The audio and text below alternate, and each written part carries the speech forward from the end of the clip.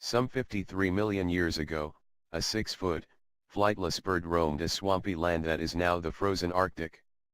Researchers confirmed the prehistoric bird's presences in the wintry land after re-examining a toe bone found on Ellesmere Island. Discovered in the 1970s, this is the first evidence suggesting this species exists above the Arctic Circle.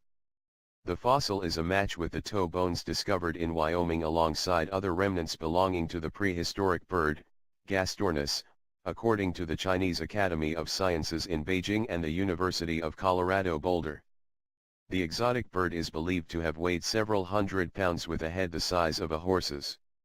The Gastornis material reported from Ellesmere Island is the northernmost record of that taxon in North America, reads the study published in journal Nature.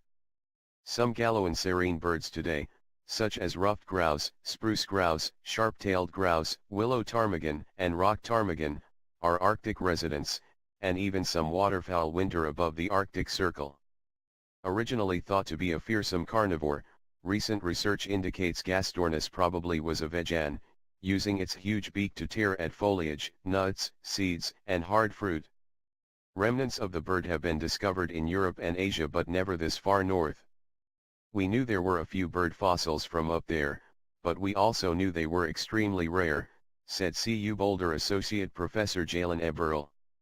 In addition to the Gastornis bone from Ellesmere, another scientist reported seeing a fossil footprint there, probably from a large flightless bird, although its specific location remains unknown. This feathery giant roamed Ellesmere Island during early Eocene epoch, which at the time was similar to the cypress swamps in the southeast U.S. today.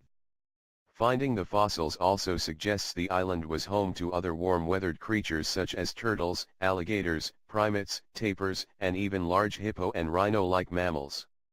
While on the hunt for Gastornis, researchers stumbled upon a single fossil humerus, or upper wing bone, that once belonged to another Ellesmere Island bird from the same period. Named Presbyornis, it was similar to birds in today's duck, goose, and swan family but with long, flamingo-like legs. And unlike Gastornis, Presbyornis could fly. Stidham compared casts of Presbyornis bones excavated in ancient Wyoming to the single bone from Ellesmere Island, including all of the marks for muscle attachments.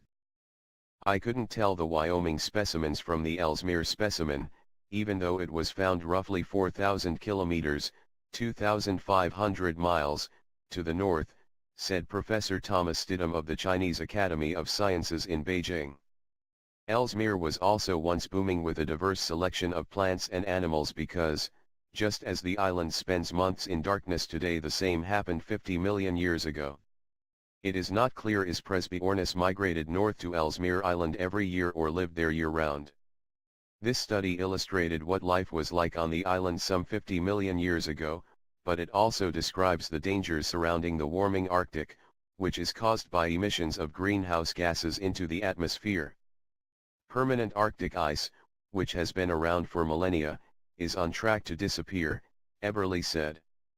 I'm not suggesting there will be a return of alligators and giant tortoises to Ellesmere Island anytime soon.